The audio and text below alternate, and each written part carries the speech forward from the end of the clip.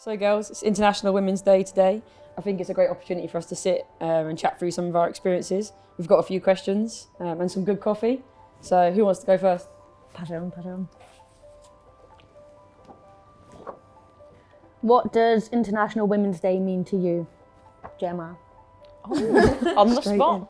I think it's, a day to celebrate women's sport and just women in general, breaking through that glass ceiling and reaching new heights every time, every year and every month, every day. So I think that's a really important thing for us to celebrate and keep pushing forward.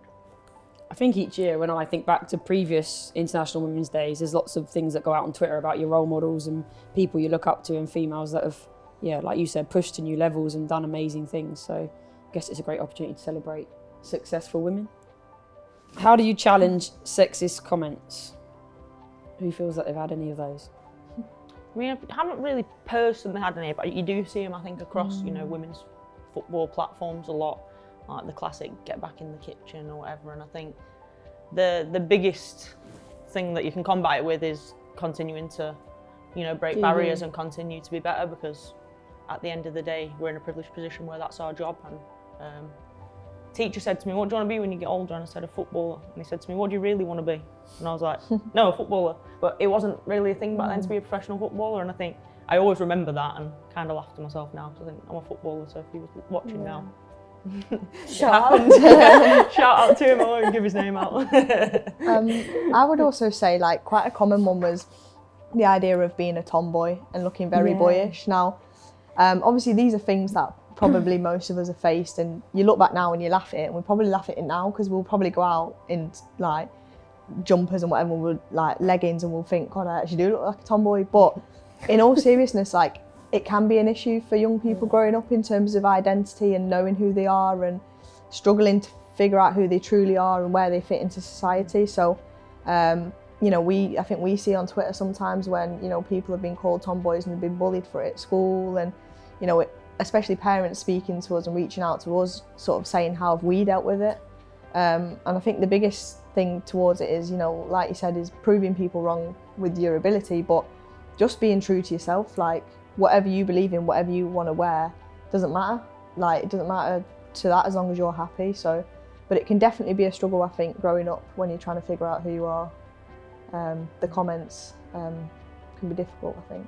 For me, like, we joked about this earlier, but I had really short hair when I was younger. I think I got to about 9.5 and I couldn't tie my own hair up, and I was staying away at like a friend's house, and I got really frustrated by it because their mum had to literally like put my hair up for me. So I think I got home that night and was like, I want short hair. And my mum was like, Are you sure? And I was like, yeah, I'm sure. So literally, like, the next time the hairdresser came, it was like bowl cut, gone.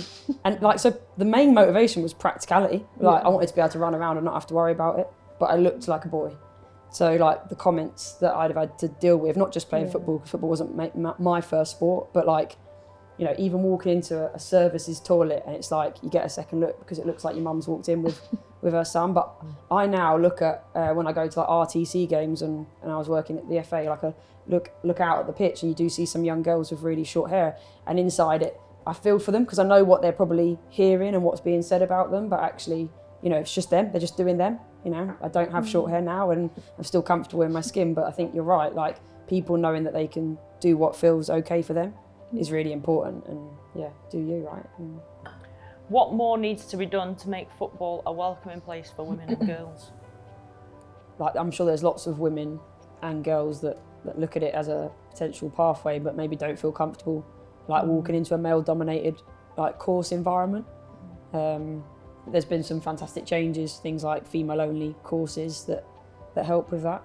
I think when I grew up, there were no girls' teams, and that's changed massively, or even girls-only camps. And I know that Leicester puts them on, and that's a massive step for young girls feeling comfortable in going to football and just pursuing what they want to pursue.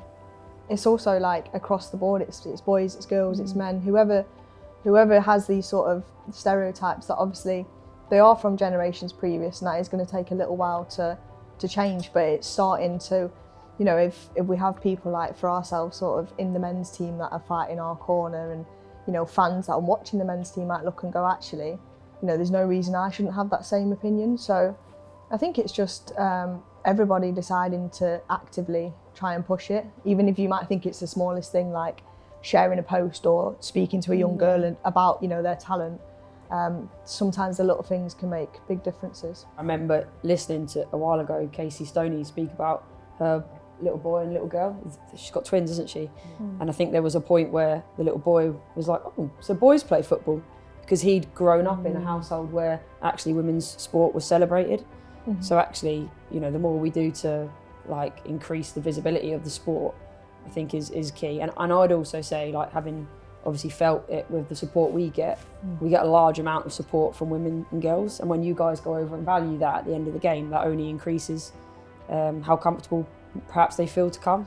I think on surface level, you know, people get the wrong idea of that in the women's game, you know, there's this idea of, oh, we want equal pay. And I think what we're fighting for is just have equality in how we're seen, in terms of the sport shouldn't be seen as women's football, men's football, it's football. And, you know, it shouldn't be seen as where a disadvantage for any sort of for any reason. So I think it's understanding that it's not about money. Like we're not sitting here and saying it should be equal. That's a different conversation. But it's understanding what we do believe in, and how we should be seen as athletes and elite athletes for what we've worked for. I think what you're talking about is equal opportunity, equal conditions to work within. I think we're very fortunate to have Beaver Drive to ourselves. I know a lot of teams that don't have that share with the men, and people often, I've been asked, oh, why wouldn't you want to share with the men, or why don't they move you to Seagrave? But I actually value us having Beaver Drive to ourselves. Absolutely, and I think leading on to like that, it's even little things like overnight stays, hotels. I mean, like I say, Leicester are fantastic in supporting us, but I've been at clubs where they haven't maybe been so good, and you've travelled down at 6 o'clock in the morning to 4 hours on a bus to play at 1 o'clock in the afternoon, and that's obviously not preparing us in a way to perform at our best. And I think that's where the men, they get that's not even a second question. So I think, you know, it's progressed in the right direction, and this club's definitely, you know, ahead of a lot, I believe, in that aspect, but it's something that needs to be the same across the board for everyone. Who were your female influencers growing up? For me, my family were always big. My mum like always loved sport, always really enjoyed football, like understands football. So I think it wasn't a strange thing, you know, to have my mum on the sideline watching as well as my dad, and coming home and discussing the game with both my mum and dad. It wasn't just it's all my dad kind of thing. My mum was very involved as well, and I think on the pitch, I did actually really look up to Rachel Yankee as a left winger. I mean, I had probably more male role models back then watching football, but she was one person that I did actually look up to in the women's side, which was really nice, and I think that was the start of women's role models kind of starting to appear. One of my biggest influences was one of my PE teachers, and when I joined my secondary school in year 7, she wasn't there, and there was a couple of teachers that were all right, didn't connect with me as an individual, and then her name was Miss Lee. Shout out. I know, still call her one surname. She joined when I was in, I think, year 9, and she had a football background, so suddenly the football team had been run by one of the male PE teachers, which was really successful. We were quite close to Fulham, so there was, you know, some girls that were playing at a reasonable level, but then just having that female role model who came in and started running that team. But it wasn't just so much the female side of it, it was also just the connection. It was having someone to look up to, having someone that actually I felt cared about me as an individual. So it made me want to like run through a brick wall for her as a young person. And I went on to be a PE teacher because that's what I thought the pinnacle was going to be. And now I end up as a football coach. But yeah, I think without someone like that, I probably wouldn't be where I am now. Mine was just my mum, really. Obviously, like I said, PE teaching, things like that, but you know, my mum was, like Jem said, she'd come to every game, and because obviously I've got a brother as well, so my dad and my mum had to sort of split that, who would go to which football. But yeah, my mum, she still comes now when she can, and I just think it's the influences on how they bring us up as well, like obviously with the PE teachers, the morals and the traits that they instill in us is hopefully things that we can pass on to generations to come. Have attitudes towards women footballers changed since you first started playing? I think because there's more girls and women playing football now than compared to when I first started or when you first started. The attitude has changed and more people get to see women football. I still think we have a long way to go, but I do think it's more positive and more accepted now than it was way back. Yeah, I'd agree. I think, you know, like you said, we've still got a way to go, but I think it's now accepted its own sport. I think people are starting to understand that if you're watching a women's football game and a men's football game, they're not going to look the same, but the qualities are still there. Like, we still train as hard as they do, we still put in the same as they do. Physically, genetically, we can't run as fast and we might not be as strong, but the game's still got the same technical aspects, and I think when you take it as its own sport and watch it like that, people are now starting to understand and appreciate, you know, how good and entertaining it is. And I think a good example of that is the crowds and the numbers that are going up, you know, coming to women's games. I mean, our fans, they're exceptional, and I think across the board at more and more clubs now, there's a few thousand at every game, and I think even the FA Cup final, they tend to get a lot at Wembley, and when England are playing, they get, you know, 50,000, say, at Wembley, and I think that's a credit to where the game's going. We just need to keep pushing in that direction. Obviously, with FIFA 2023, obviously promoting women's football now with different leagues on there, I see that as a massive step forward, because, like, I don't know about you guys, but FIFA was something that I would play with my younger brother continuously when I was younger, but you'd always be obviously playing with the men on there, and so I think to see female footballers on there is going to be massive, because if you think about, you know, children growing up now that are going to be doing what we did when we used to play it, it's now going to be more normal for them to see us on there. So hopefully things like that is going to push it forward as well. Have any of you guys ended up playing on the same pitch as someone who you like idolised from a female perspective, like when you were a kid? Yeah, I think actually I have one. Sue Smith when I was growing up. Oh my gosh, I was going Sue signed my shoe when I was younger, right? And I remember signing for Donny Bells. I'm like, Sue, you signed my shoe, laughing with her. And I was like, I'm a bit older now. I'm playing with you, like. And honestly, the second she stepped on the training pitch, the tempo of training changed. Like, she was a leader in what she did. She might not have always been the biggest, loudest person on the pitch, but she was technically so good, and I think her vision and everything. I used to watch her and idolise her, and getting to step on the training pitch and obviously the pitch eventually with her when I turned 16 was amazing, and I think that's something that I'll always remember.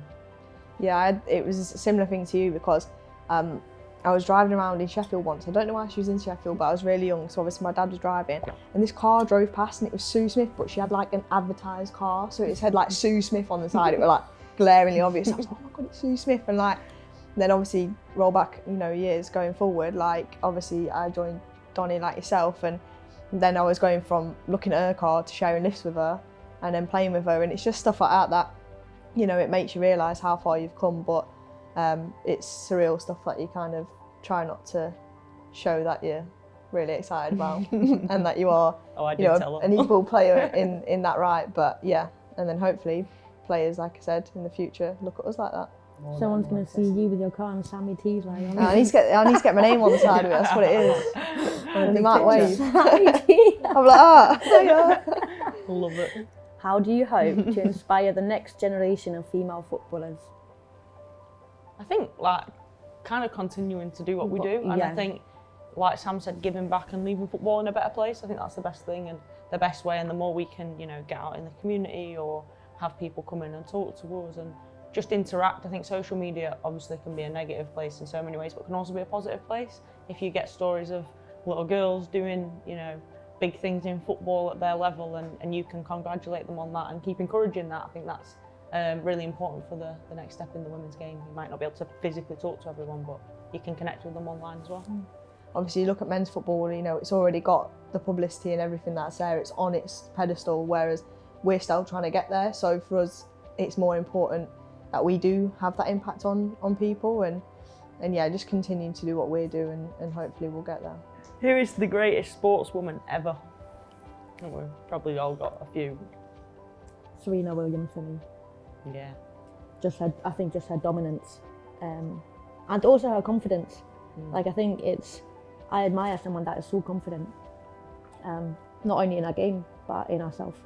Yeah, I think what's really interesting about that is, you know, I don't know if you've seen the King Richard's film where it's about Serena and Venus and stuff, and I think all the opportunities came to Venus first, and I think that's, you know, quite interesting, because look at Serena and Venus. I mean, Venus also an incredible athlete, but I think Serena is the one that kind of tops it with all the records and everything, and I think that was a great story and a great learning, and I think does put her at the top of the best athletes.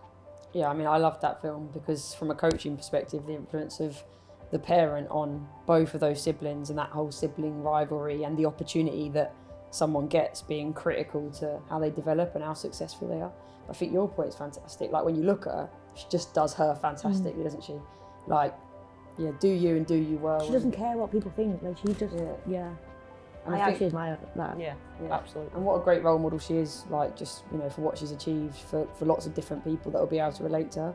So I think, like, yeah, she's fierce, isn't she? I haven't seen the film, girls, so I'll go home and watch it, and then we'll come back. I'll let you know what I think. But yeah, Prime are going to make some money out of this now. Yeah. So girls, I think that was a good chat, and yeah, lots of positive messages to take away. I think it's just, yeah, it's key that we keep inspiring the next generation, and let's keep growing our game and make it more and more visible.